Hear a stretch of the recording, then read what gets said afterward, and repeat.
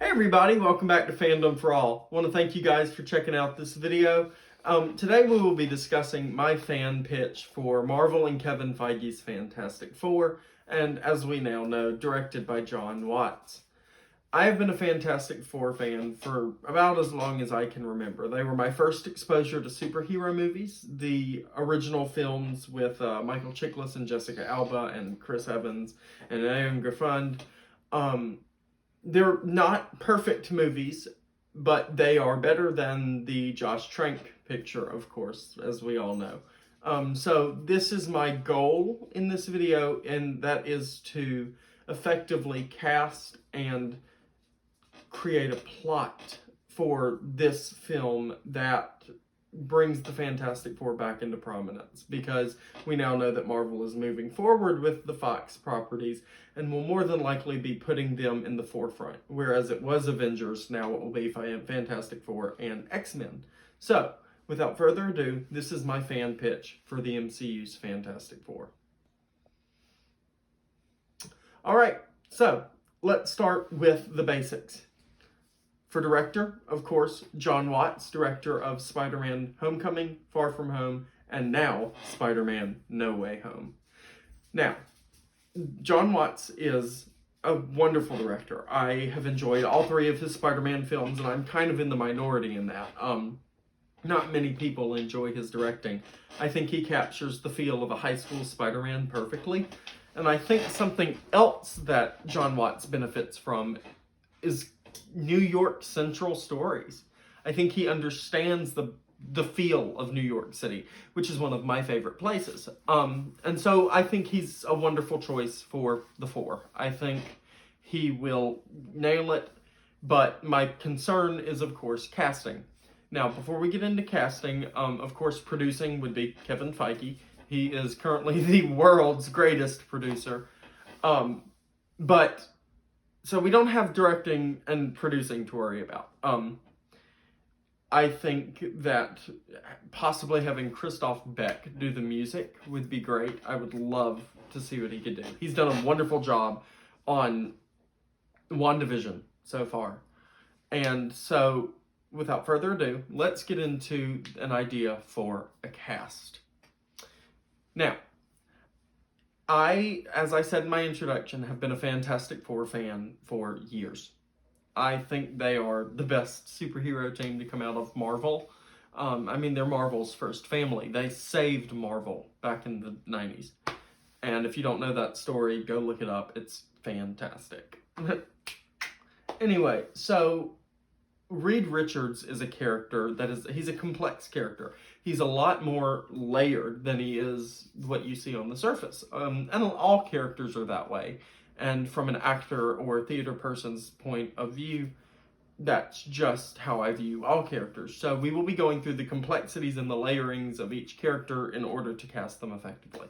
So Reed Richards is a genius. He is a genius scientist, genius engineer. And one of his many flaws is that he, as an effect of his intelligence, he's also very self-absorbed. And he can tend to be a bit of a jerk or an ass. And he makes an ass of himself quite a lot. And for Reed, you need somebody that comes off as intelligent, but can also play that rough around the edges, I know I'm better than you type, almost like Stephen Strange before his wreck, And so, everybody wants John Krasinski, and I think it's a great idea in the effect if you want to make this a comedy. I don't know if he can play the dark, serious Reed Richards that we later see in the Marvel Illuminati, And I did go with a comedic actor for my Reed Richards, but that is merely because I think that he can play that darkness as well. And that is why I went with Glenn Howerton from Always Sunny in Philadelphia. He plays Dennis on that show. If you look at his face, he has the perfect face shape for Reed Richards. Not that that matters, but you can clearly see this man being this character. and he is witty, he can play smart, but as we know from Always Sunny, he can play unhinged and self-absorbed. So Glenn Howerton as Reed Richards. Now, for Sue Storm, you need to go with someone who could be the heart of this family. We all know that the Fantastic Four is, in effect, a family. And so the heart of this family comes in the form of Susan Storm. And of course, Emily Blunt is who everyone wants, because everyone wants John Krasinski, and it would be great to have a married couple. And while I think that it's very possible that Marvel will go with this couple, I really, as I said with Reed, would like to see someone else take on this role. Sue is also very intelligent. Sue is very smart and very kind. And I never really got that with Jessica Alba's portrayal, and I sure didn't get that with Kate Mara's. And that's why I went with Jessica Chastain. I think she can play the seriousness when the time comes, but she could be a loving mother and a loving wife to Reed, and an understanding wife to Reed. I've loved Jessica for ages. She's phenomenal in just about everything she does. And I did enjoy the idea that she could have possibly been the Reverse Flash in Andy Muschietti's Flash movie, but we all know that's not happening. So I would like to place her in Marvel as Sue Storm. So Jessica Chastain as Susan Storm. Now, for Johnny Storm, you want to go younger, but because we're going older for Reed and Sue, not old, but 40s, it's a smart idea to cast someone in their late 20s, early 30s for Johnny. And Johnny has to be the bad boy, he's the excitement of the team, He's literally on fire for 90% of the time. So you want to go with somebody who can play a bad boy, who can kind of be a jerk just as much as Reed, and who also can show that he really loves his family, and especially his sister. And that is why I went with Power Rangers and Stranger Things actor Dacre Montgomery. He plays a bad boy in Stranger Things. He plays Billy, who is Max's older brother. And now that his character has been killed off, I think it would be an interesting venture for him to take on one of the biggest film studios in America, and that being Marvel. I would love to see him be Johnny Storm. A lot of people want Zac Efron. I think Zac has surpassed that point. But Dacre has the face shape, the build, and the attitude to play a very effective and very awesome Johnny Storm. So Dacre Montgomery as Johnny Storm. And the last of our lead characters, Ben Grimm.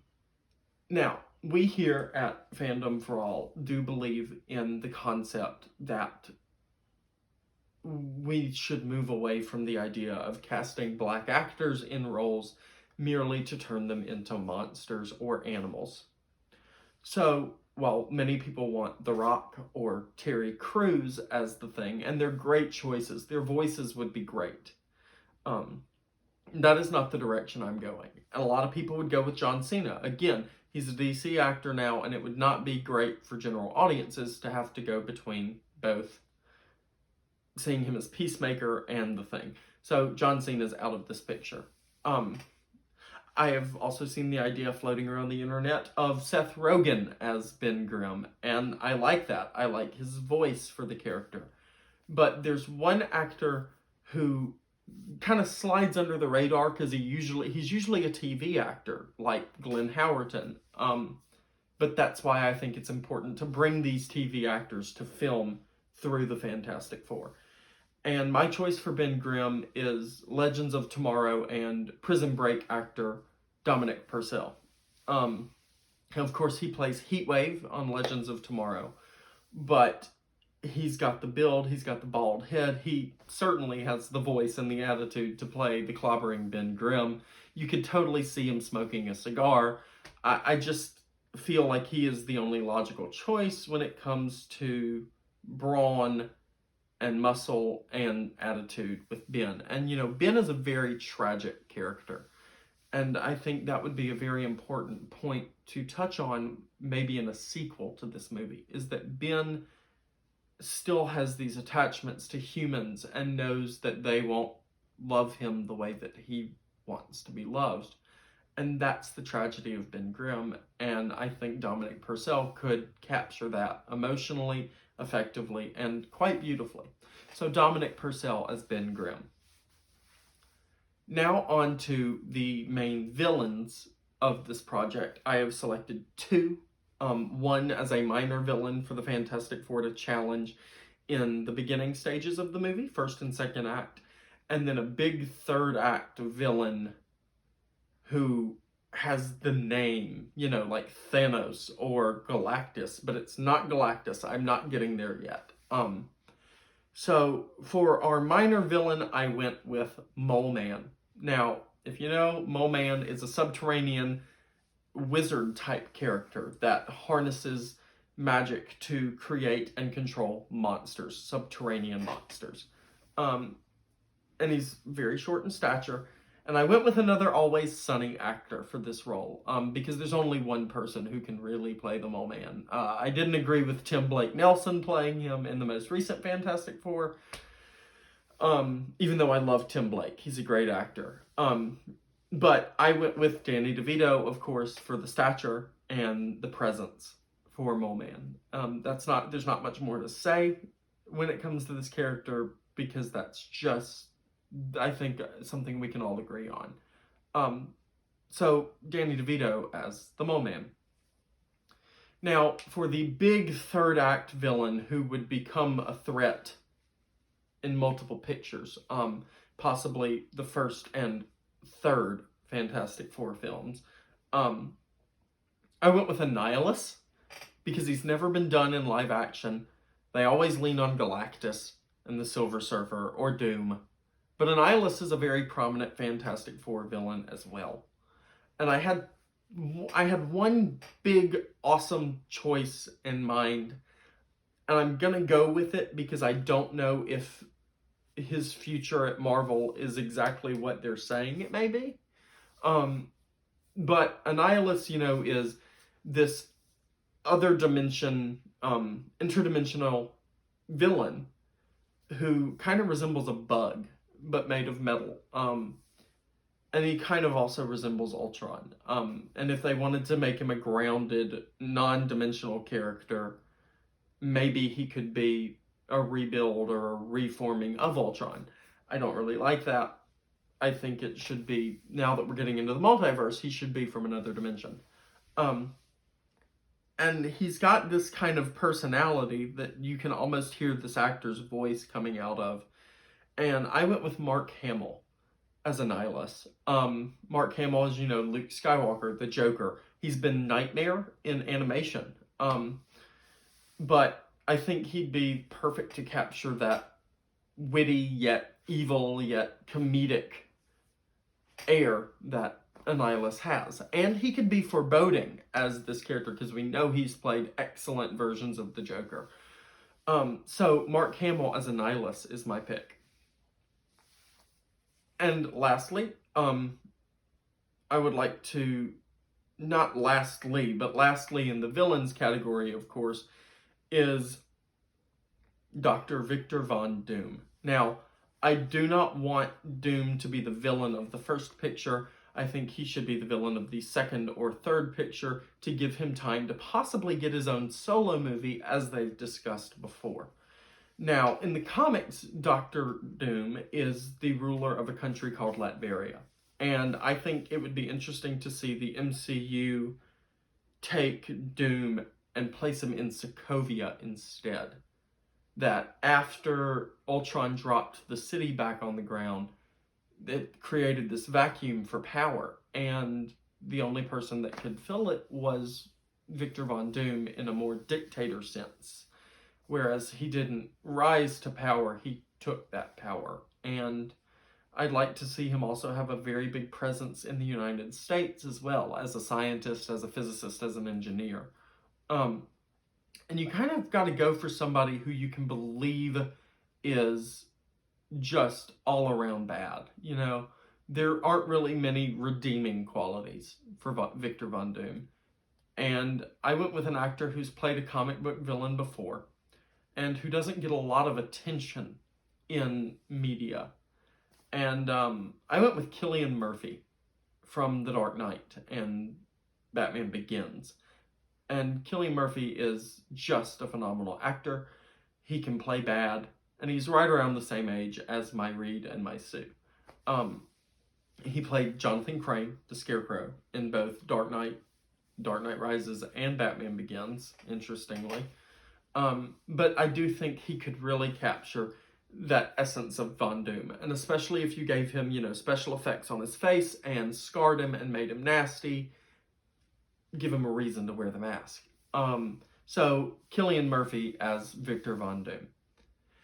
Last section of the video is side characters. There aren't many that I'm going to talk about because two of them are already cast within the MCU, and one of them has yet to be cast. So I'm going to start with the one that has yet to be cast, and that is Herbie, Reed Richards' little robot guy. Herbie's a great character. Herbie's one of my favorite sidekicks in Marvel Comics. And you want somebody who you can believe is a robot, has a robot voice, who can do that with a little bit of vocoding over, could come out sounding like an android or a robot. And this actor is actually unavailable to work with right now, but I'm hoping that once he gets himself in a right state of mind and heals his traumas, that he can return to film. And that's why I went with John Mulaney. I love John Mulaney. I think he's a great actor and a great comedian, but he does have his own problems he needs to work out first. And I totally think that he would not be Marvel's choice because he'll probably still be going through his life and going through his issues and working himself out. But I would have hope that John Mulaney could be Herbie one day. And so yeah, John Mulaney as Herbie.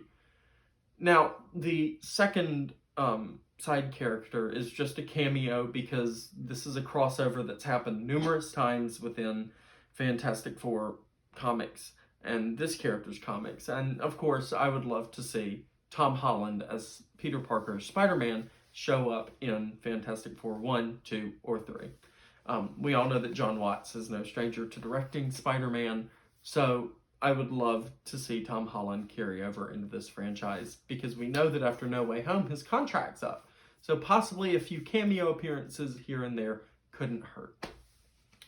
Lastly, as a side character, I think it's important for the future of the Fantastic Four to go ahead and have this character not working for the family, but now that this character's been introduced, we can carry her over to the Fantastic Four. And if you know of the Fantastic Four's children and their comics, they do have a nanny, a governess, and that nanny is in fact Agatha Harkness, who is currently on WandaVision, played by Kathryn Hahn.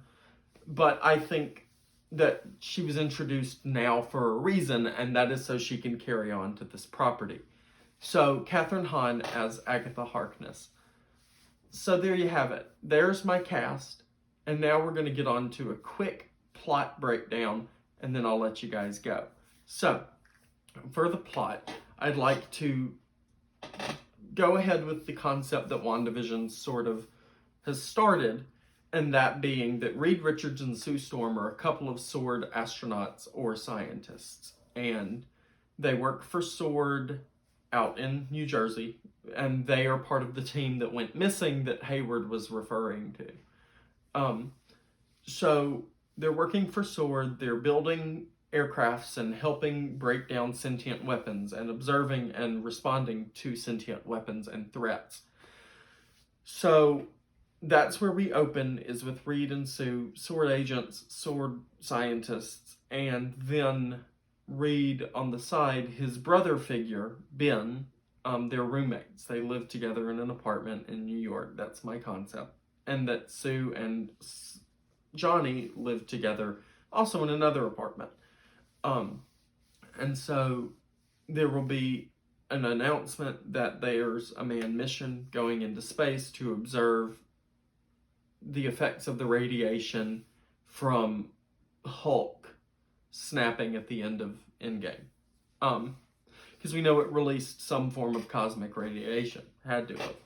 So they need 4 people to go into space and observe this anomaly. And so Ben and Johnny join Reed and Sue. Reed and Sue were the first to get assigned.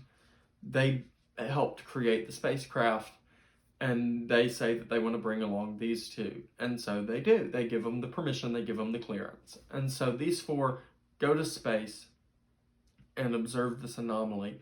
And as they're observing it, it happens again. Well, it doesn't happen again, but the radiation picks up, it spikes. And when the radiation spikes, it creates the cosmic storm that wipes through their spacecraft, and they wake up, they're back at Sword. And it's been 3-4 months, and they've been in comas, but they've woken up, and they realize that they've got superpowers. Reed has the ability to contort his body, to stretch his body limitlessly. And Sue, of course, can create force fields with her hands and turn invisible. Johnny has the ability to set himself ablaze and become the Human Torch. And Ben wakes up and realizes that he's irreversibly been turned into a monster composed of rock. And so there's this bit of this montage of them discovering their powers in a sequence that's kind of body horror, almost like what Josh Trank did, but darker. I really want to get into the darkness of them discovering that they've got these abilities, and it needs to be freaky. I did kind of like the body horror aspect of Josh Trank's Fantastic Four, but I want to amplify it here, but not for the entire picture, just for this section.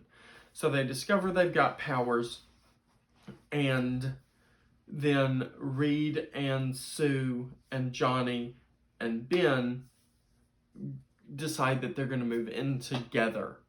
They feel like they can't live independently with these newfound powers, so they decide to form their own mini family, and they buy and purchase the former Avengers Tower. And they rename it, of course, the Baxter Building, and that becomes their home, their lab, their workspace. And of course, I believe we should have this whole thing funded by Sword. Sword provides them the funds to buy it, to put the equipment in there and everything, as a second Sword operations building. And so they move in, and then one day they put out an ad for a housekeeper. Say they just need somebody to watch the building, to clean their apartments, to clean their rooms. And Agatha Harkness answers this ad, and she shows up and she gets the job and she's working for them, and then she falls into a trance, and they're trying to figure out what's going on with her, of course. And when she awakens from this trance, she reveals that there's an interdimensional threat coming. And this threat from another dimension is Annhilus, the annihilator of worlds. This guy is a massive problem. And of course, they play it off as her being this crazy woman, whether she's old or not. I don't know if they're going to age her in WandaVision this Friday, but they just play it off as her being some crazy woman. And they grow and they get their family life going. They get their life in the Baxter Building in New York started. And then one day, the ground starts to tear apart. And this is the introduction of Mole Man. And he comes out of the ground with a giant blobby monster, somewhat like we saw within the first issue of Fantastic Four. And so they realize that they have to stop this threat together, because the Avengers have disbanded. The Avengers aren't working currently, and SpiderMan is not working currently. So they have to deal with this. And they fight him, they take him down, they put him away, and then he starts talking about Annihilus and the Annihilator of Worlds and how he's coming. Similar to Lex Luthor talking about Darkseid, you know, the bell's been rung, he's coming, he's coming. And that's when they start to realize that maybe Agatha wasn't crazy after all. And they decide to do a manned mission to this alternate dimension. Reed creates the technology to travel between these dimensions. And when they get there, they have this massive scene with Annihilus. And he tells them that he puts his plan out there. You know, I'm coming to Earth. I'm going to take over. This will be my planet. Your dimension will be mine as well. And they fight Annihilus for a short period of time, and he quickly overwhelms this newfound formed team. And they retreat back to Dimension 616, and Annihilus is left trapped in his dimension for now. So that's basically where we are towards the end of the third act. And then the third act closes with them rehabilitating from their fight. They build Herbie. Herbie is just a small cameo role in this one. And I really want the ending of this movie to be the four of them in the Fantastic Car flying off into the sunset, you know, somewhat like Grease. And the credits roll, and then there's a post-credit scene of a man in Sokovia taking power. And this man is on a stage at a podium talking about his plans for this country and how he's going to restore Sokovia to its former glory. And we learn that this man is, of course, Victor Von Doom, and fade to black, Victor Von Doom and the Fantastic Four will return. And so then it keeps rolling, and then there's a full-on after-credits scene of Annihilus reopening the gate. And when he opens the gate, it's, you know, cosmic space galaxies everywhere, and he turns and faces the camera kind of in a way similar to Thanos from Avengers 1 and steps through. And then again, the tag Annihilus will return. So that's my pitch for a Fantastic Four film within the MCU. It's not perfect, but it does seem, in my heart at least, it captures the feel of these characters. And that's just what I would like to see from a first film. I think Mole Man as a first antagonist is a nice place to start, and then building up, teasing Annihilus, teasing Doom, and then maybe the second picture is Annihilus as the big bad, and then with Doom as a secondary villain, and then Doom becomes the big bad of the third one. And then we move on to, you know, because I think the future of the MCU at this point is the X-Men and the Fantastic Four. Maybe they can team up to take on Galactus as the big Thanos-level threat, you know. So yeah, that's my fan pitch for the Fantastic Four and partially the future of the MCU. I hope you guys enjoyed it. I do look forward to expanding on these ideas and expanding on these characters in future Marvel Mondays. Thank you for watching the inaugural Marvel Monday video. I'll see you guys on the flip side. Peace.